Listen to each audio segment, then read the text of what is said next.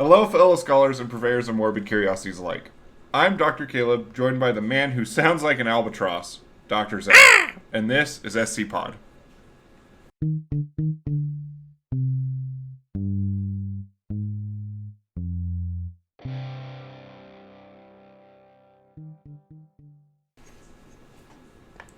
Zach, how are you today? Pretty good. At least unless some asshole who gets caught outside of a dormitory with binoculars. Yeah, couldn't be me. Yeah, if you know, you know. Yeah. For the listeners, in context, Don't give them context. Just let them know it. Just let them sit in it. They don't get to know.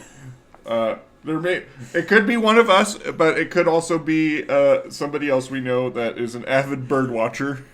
And anyway, the joke writes itself. Yeah, that's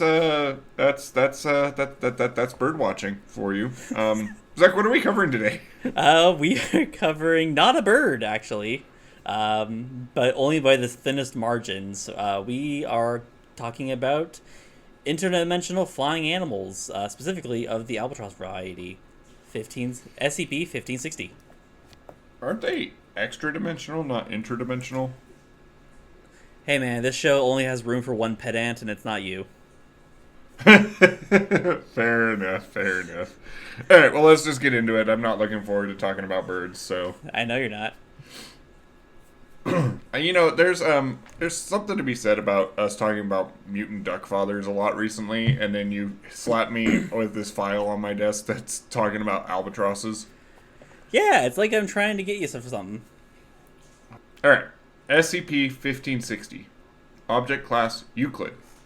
Special containment procedures are as follows.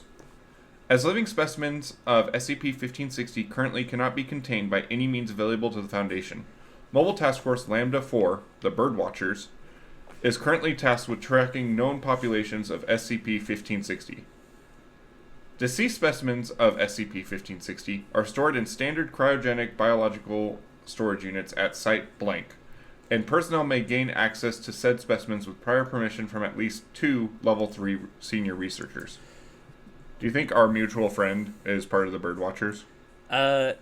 If they are, I don't know if they know it. Description. SCP-1560 is a species of animal of presumed extra-dimensional origin resembling Thalassolarca melanophorus, or the black-browed albatross, with the notable exception of its unusually large size, eyes, and complete lack of legs or feet. Adult 1560 specimens can grow to wingspans of over 3.8 meters, approximately 3 times the size of their closest analog, the black-browed albatross, and appear to have lifespans exceeding that of the duration for which the Foundation has had them under observation. SCP-1560's eyes differ greatly from that of terrestrial avians, as they have compound eyes that have been determined via testing to be extraordinarily sensitive to ultraviolet light. 1560 populations exist in small familial groups at an altitude of no less than 8,100 meters above sea level, of which the Foundation is currently tracking 15 known families. SCP-1560's behavior is similar to that of terrestrial marine avians, with the exception that 1560 does not land, and only drops below an altitude of 8,100 meters to feed, at which point specimens completely disappear for a period of 5 to 10 minutes. Long-range photography and extensive study of the behavior of 1560 suggests that hunting specimens displace into an extra-dimensional space inhabited by a species of large cephalopod, think octopuses and squid and stuff like that, which form the primary diet of SCP-1560. Specimens often bear wounds of scars similar to those seen on sperm whales that hunt deep-sea giant squid. To date, the Foundation has not been able to capture a live specimen for study. When injured or trapped, 1560 specimens will spontaneously extra-dimensionally displace, regardless of current altitude. Attempts to tranquilize specimens have ended in the same result. In most cases, tranquilized specimens have not returned and are presumed deceased.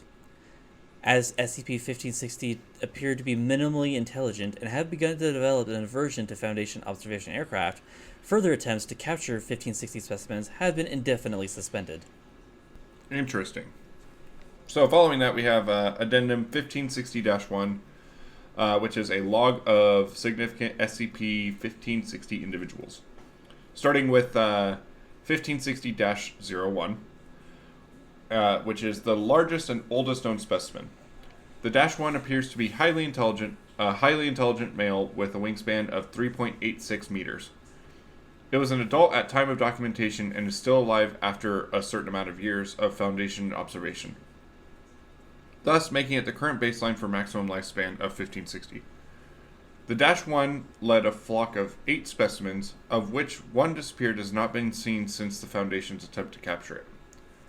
The -1 is mildly aggressive and will chase off Foundation aircraft that approach within 500 meters of its flock. Yeah, and then we had another one on file, 1560-08, which was described as a mature female specimen. 08 was observed on a date to disappear for a period of approximately 18 minutes, after which it reappeared with 3 apparently newborn specimens of 1560, designated 1560-29, -30, and -31, respectively. And then we have SCP-1560-21, which reappeared badly wounded from a hunting dive. It managed to stay airborne in a state of extreme distress for approximately 1 hour before succumbing to its injuries and falling out of the sky, after which it was retrieved by MTF Lambda 4 members. The -21 remains are cryogenically frozen at a site, as well as its stomach contents and fragments of barbed tentacles that were embedded in its wounds. And then the last described individual belongs to a -28. The data is expunged, but the only sentence remaining is wreckage of Rock 19er, retrieved from crash site with no complications, no survivors. So I'm imagining what I'm inferring here is that there was a bird strike. Like, we ran into the thing with a fucking plane. Okay. I'm glad you. I was like, what? The Albatross has just refused to extra-dimensional. Mom said no. They own the rights of extra-dimensional production. Well, they actually own the rights of their own likeness, and they didn't sign the waiver. Oh, fair enough. So following that, we have Addendum 1560-2, which is an observer note. To date, SCP-1560 have only ever been observed cruising in an east to west direction, regardless of prevailing winds or hemisphere. The significance of this discovery is under investigation, and that's by a doctor who we shall not be naming. Yeah, it's the one that got caught with the binoculars. And then lastly, we have Addendum 1560-03, which is another observer note. Quote, while we have been extraordinarily lucky so far, the nominal cruising altitude of SCP-1560, combined with their large size and increasing numbers, means that it's only a matter of time before we have an incident with a civilian aircraft involved. Until such time that a permanent containment procedure can be developed, we may have to consider culling SCP-1560's numbers by exterminating one or more of their flocks. Again, by Dr. Binoculars. Dr. Binoculars. Dr. Binoculars. Well, that's the article. As much as I would love to end the episode right here and not talk about birds anymore. Zach, what do you make of this? It's kind of an interesting thing because it reminds me a little bit of some of the stuff we covered early on in the show, where we were just dealing with this thing that just sort of existed and we're not really sure the whys and hows of it. It's clearly an animal of some variety, so I don't believe it's like necessarily a mad scientist invention or a Sarkic cult creation via alchemy. For whatever reason, we just got these weird birds that probably came from somewhere else, like space-wise, and just ended up here. It does kind of remind me a little bit of something that happened a lot in older societies, where they would kind of create these folk animals for like heraldry reasons or as part of their mythology. Specifically, I want to talk about, or I wanted to point out that in Europe there was this animal called the I want to say Illyrian, where it was basically an eagle without a beak, and That's awful. Yeah, it was used in place of it had some sort of significance regarding to like honor, purity, or like virtue of some sort, and you would sometimes see it on nightly banners and stuff like that. But the difference here is that this one's actually flying around and apparently crashing into planes. It hasn't yet. I think it might be crashing with Foundation aircraft, but not with civilian aircraft. What is a Foundation aircraft if not a plane? That's okay, fair enough. I'm thinking like drones, but I guess even drones are. Well, I mean, it said there that there was no survivors, so that's why I don't think it was a drone. Oh, fair enough. So I did a little bit of a Googling, and based off of the largest and oldest known specimen being at 3.86 meters, that comes out to a wingspan of just about 10 feet. I think it's 9.88 feet. And the normal Albatross wingspan is 9.6 feet. So these things are not that much bigger. Well, I mean, I think that's you're looking at the Kalman Albatross. I kind of wonder. I would compare it to like the analog mentioned in the Thing, the black-browed albatross. The black-browed. I mean, that could be a significantly smaller albatross. Well, let's find out. Wingspan. I also had a really fun Google moment where I typed in normal albatross wingspan at first. Don't be so normative. Wingspan of 7 to 8 feet. Okay, so it is definitely bigger. Yeah, but it's not like...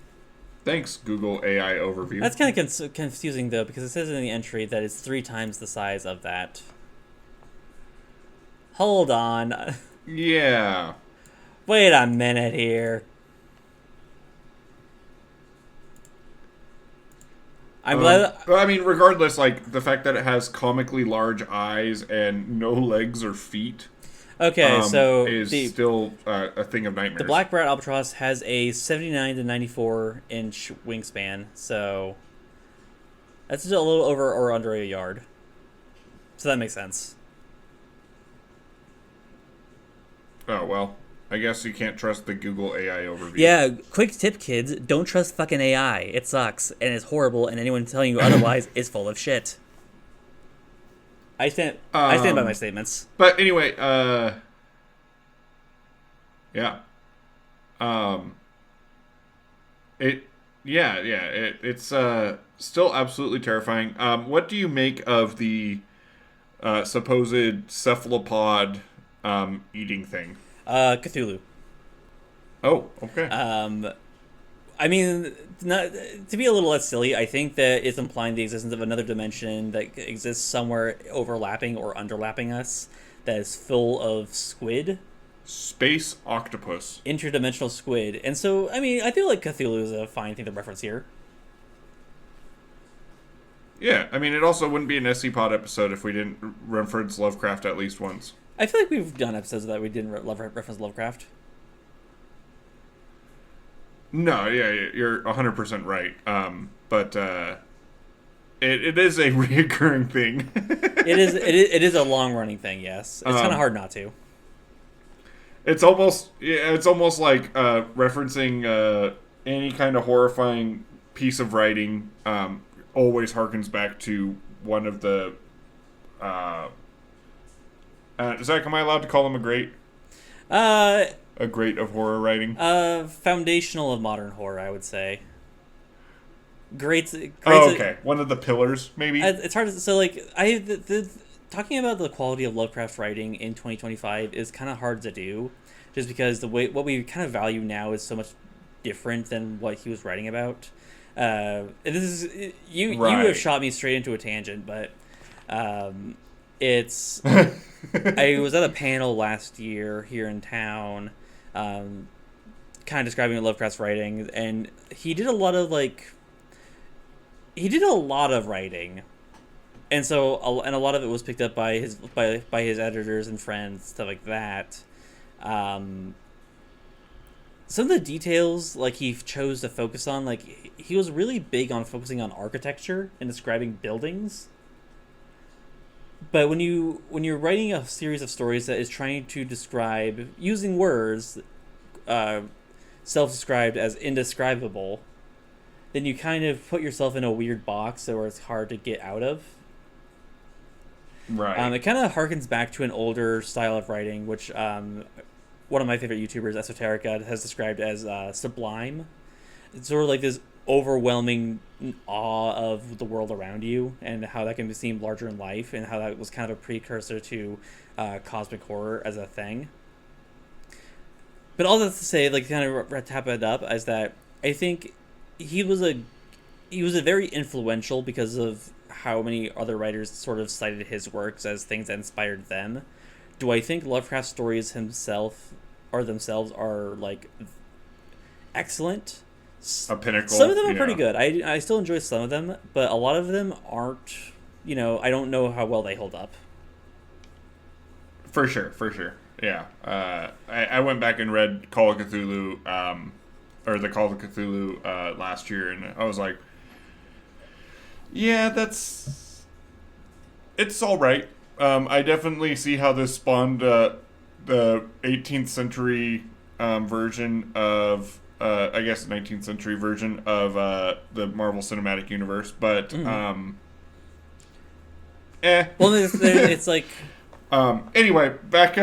One last point. Back to what we're talking about. Okay. One last point though is that so a lot of the ideas he was also touching on were inspired by other writers that he was a fan of, and so it's actually kind of worth talking about the sort of the influences that inspired Lovecraft. So like Lord Dunsany, Algernon Blackwood, which also inspired Lovecraft, and so this kind of, he's not a starting point. He's just a link in the chain of literary influences that created what we know as cosmic horror. Yeah, I would encourage anyone who is sort of interested in, like, especially like things like the Dunwich horror, to go read like Great God Pan or something like that. He's also incredibly racist. I mean, but it's also like old, like white dude born in the 1800s. Kind of, you're going to have that. True. But he's incredibly racist. Yeah, if to get an idea of what we mean, Google what he named his cat. Very true.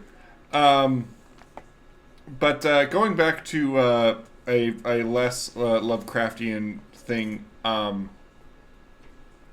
compound eyes. Are we thinking like they have bug eyes? They have bug eyes, yeah.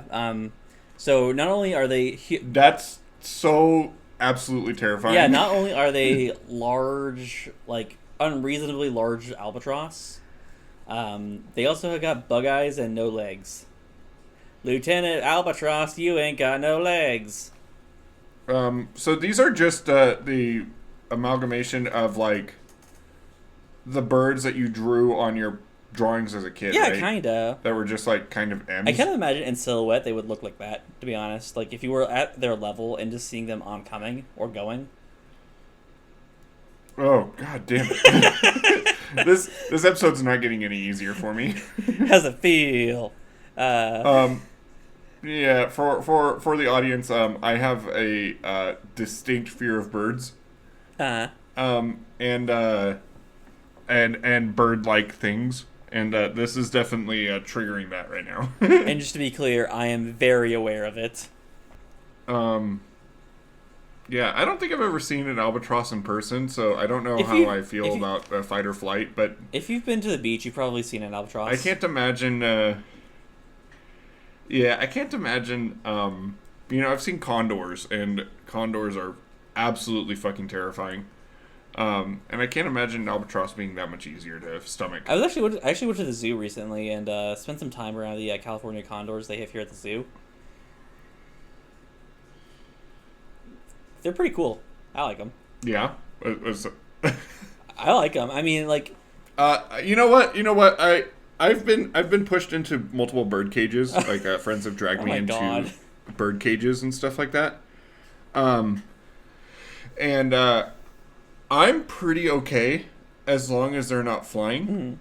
I do, like, if they're moving whatsoever, I can't just think of them as set pieces, and that's when they freak me out, like pigeons. But I was pretty okay with them for a little bit, and then like somebody walked into there and started being loud, and they started like flying. That's when I slammed the door and sacrificed my friend to the birds. I'm sure they were fine. Sure. But yeah, it's kind of hard to say like what exactly these birds are doing because we can't really capture one. It sounds like we have one on ice, but we can't really glean anything more than that. I feel like if we did a full autopsy on one, it would have been described better. But I don't know if that just never happened or if it wasn't written down. Well, they did say that they looked at the stomach contents of the -21. Mm-hmm. But they didn't remark anything about it, so I feel like they would probably see something about it. But it is kind of interesting that we're freezing them instead of like doing an autopsy on a dead one. Yeah, especially like I feel like it's implied that we might have multiple, because like to see specimens with an S of 1560 are stored in standard cryogenic biological storage units. So. Yeah. I don't know. Maybe we could take some time and figure out how it's jumping dimensions. Right. Maybe they have a special organ or something like that. Another thing I was just thinking about is they fly in an east to west direction, which is distinctly the way the sun rises and sets. Yeah, that makes sense. And thus, so I'm kind of wondering if there's something to do with that, like flying with the rotation of the Earth. Well, that would make sense if they are in the, I think it's the northern hemisphere that goes east to west wind-wise, because the way the trade winds blow depends on whether you're in the northern hemisphere or the southern hemisphere, which is why like hurricanes can't cross the equator.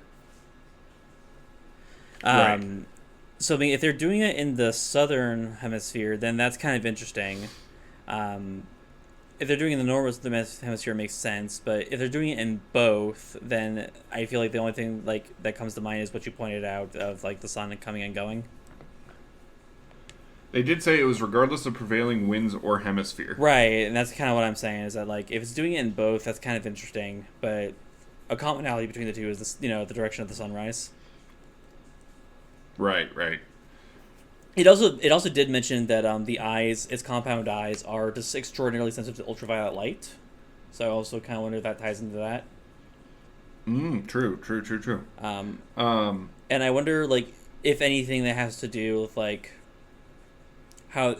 Weirdly enough, tying it back to Lovecraft for a second, I think it's From Beyond, where, like, different spectrums of light are used to, like, reveal other realities. And so, like, there may be some sort of... I'm pretty sure that was DMT, actually. Was it D&D? Not in Lovecraftian, but during an unfinished ritual. Maybe, yeah. But I want, but there is a somewhat of a idea out there of different spectrums of light using to alter reality in some sort or like produce metaphysical effects. And so I wonder if that light is somehow used for... Because, I mean, the way that light also kind of works does change as you go through air densities. So, like, if it goes below a certain depth, like, let's say 8,100 meters, maybe that also is partially to do with how light is refracted through the atmosphere. I can see that. The other thing I'm kind of thinking about is if they have a sensitivity to ultraviolet light, there are certain things that you can only see in certain spectrums of light, especially when it comes to space. Yeah. And so, like Hubble has to view things in ultraviolet light. If you go look at like the pillars of creation in visible light, it looks pretty unimpressive. But then like the classic like pillars of creation photo that everybody sees is like done in, I don't know, like infrared or something like that.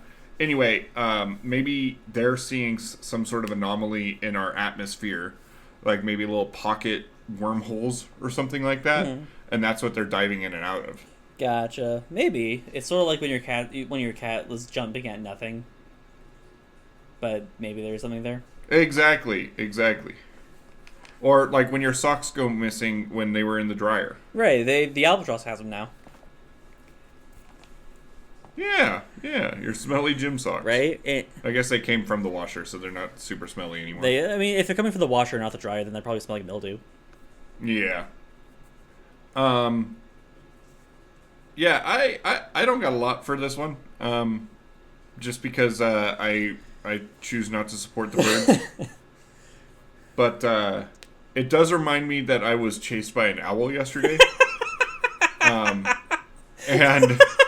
I'm not even joking. This isn't a story that like I came up with for the podcast or anything like that. I was getting off work and I was walking to my car and I heard some hoots and I looked over at my coworker and I was like, "Was that a fucking owl?"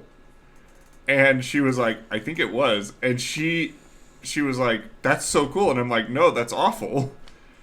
And then I sat there for a second and I looked around. I couldn't see this owl.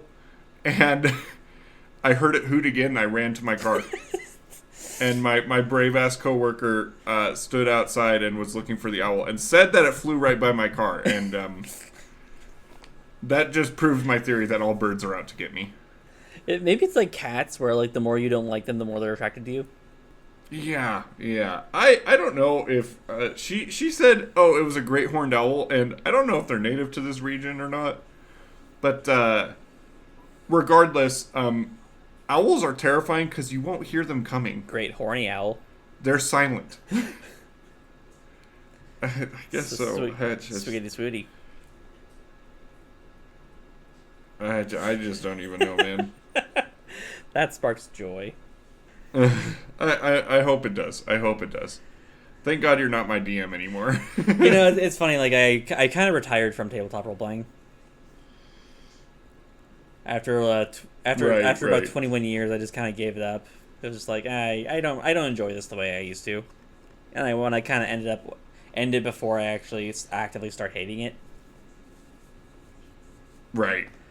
End off on a decent note. Yeah. So I can sort of dwell on the good memories. But I think that's kind of our cue where I don't really have anything more to add about 1560. Yeah, the last thing I want to talk about when it comes to 1560 is its object class is Euclid, which implies that it's not quite safe, but it's containable. It's not contained. Based off everything I've... Exactly. And I think that's a misclassification. Yeah, we do have an object class that is just called not contained or uncontainable. Uncontained. Yeah, so I mean that should be what this is. I kind of wonder if that's just an error or a misunderstanding. Occasionally we do deal with entries that are from different timelines, so this might be from a reality where they don't have an uncontained object class. Fair, yeah. Otherwise, someone should probably go back and change that. Yeah. What's your favorite bird? Oh, that's a great question. What is my favorite bird? I would say, like, off the top of my head, I feel like my default answer would be the kakapo, which is the ground parrot from New Zealand. It doesn't really fly, and it's just kind of this lumbering small bird that just kind of crawls over the ground. It's actually... I would 100% be down to own one of these. It's extremely endangered, and there's only a handful of them left. So like all 5 of them are just trying to get laid desperately. He's just so stupid looking. I love it. Yeah, they're great. I don't know. I have a fondness in my heart for ground birds. I also am a big fan of most quail. Okay. Yeah, I would say that. And then like my standard, my favorite regular bird is probably some variety of goose. Yeah, that's the most Zach answer I could have thought of. Yeah, because a goal in my life is to eventually try my hand at raising geese, so I can get a swarm of attack geese, and see if I can train them. I'm sensing a theme here. You talked about how you wanted to own crabs because you wanted an animal that was ready to throw down with you at any given opportunity, and then you're also like, I want a geese. I want a geese attack squad. Yeah, what I really want is like a permanent anger translator in an animal form. Like, I just want to surround myself with animals that would actively like me dead. Yeah. That's a very Zach thing to say. Yeah, it's completely normal, and I'm very healthy. For me hating most birds, the cockapoo, definitely not something that would ever strike fear into my heart. They're too small, even if they are land-dwelling birds.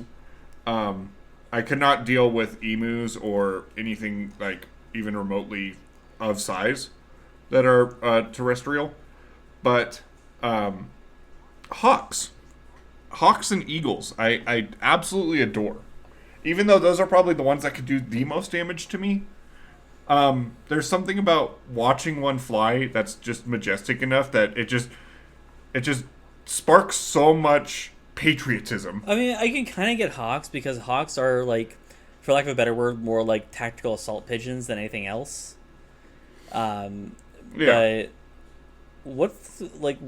you'll have to explain the aversion to eagles, especially because you did like cite not liking condors earlier in this episode. So I want you. Condors are fucking gigantic, though. Eagles are like, I don't know. There's something unwavering. Like, I see one and I want to go salute a flag and go throw tea in a harbor. That's because like, Caleb. There has to be some sort of correlation to that. Yeah, it's called being a flag simp.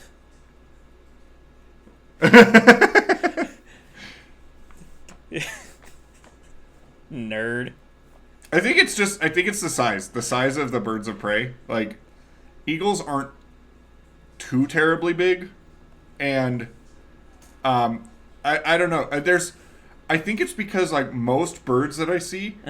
They, like, are less... the only word I can really think of is majestic. Yeah. You know, like, they're kind of crazy. Like, you see, like, ducks in the water, and they, like, flap their wings to, like, dry off or something like that.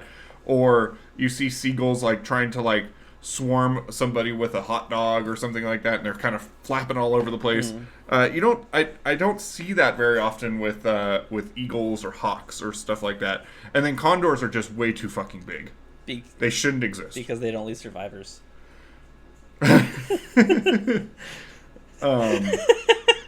Yeah, so that's about as much bird talk as I can do. Zach, where can they find you? They can find me over on my blog of Roll for Writing, which can be found at www.makeawritingcheck.blogspot.com, or over on YouTube at Roll for Writing Presents. I also occasionally do streams, which I might do at some point this week at the time of recording. So, I don't know, Roll for Writing Gaming, I'm on there.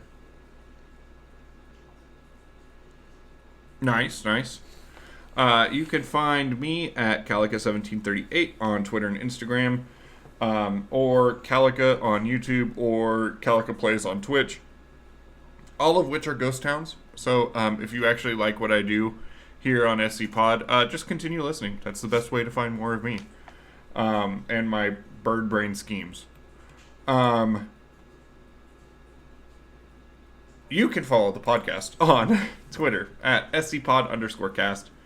You can follow us on Instagram at SCPod.cast. We're available on Spotify and YouTube. And I say this at the end of every episode, and I will sound like a broken record every time I do it. But please, if you enjoy what we're doing here, interact with the media in any way. Comment, like, subscribe, follow the podcast. All that other stuff. Tell us how we should not go on a 10-minute tangent about Lovecraft and his works, or tell us how, your favorite thing that you've ever heard is my absolute fear of owls. Either way, to be clear, we're still going to do it. And, yeah. But, all those help the podcast in ways that you can't even fathom. We actually, at the time of recording, just passed 260 listeners on Spotify, and I think we're somewhere in the thousands on YouTube, which is absolutely crazy. Something that Zach and I never thought we would ever hit. So, you guys are as much of a part of SCPod as we are, even if we don't necessarily thank you. Anyway, Zach, what are we covering next week? Next week we are talking about SCP-2875, the town that got fucked by bears. Oh, that one is a personal favorite of mine.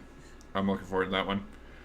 So, in the meantime, go follow the podcast. Go research albatrosses. Go to the zoo. Go to the zoo. Go to the zoo. Go to the zoo. Go to an Go to aquarium. an aquarium. Just look at an animal. Go outside. Touch grass. Go to a nature preserve. Go donate to your favorite nonprofit that doesn't that actually does good work. Just do not birdwatch outside of a dormitory. Please don't do that. Or do that and send us your mugshot. Yeah, do that and send us a recording of you running away from the cops. Yes. Zach. Yes. The sky is falling. What do you have to tell the audience to save themselves? The president of the Republic of Chile is Spider-Man. Thanks, guys. We'll see you next time. Bye.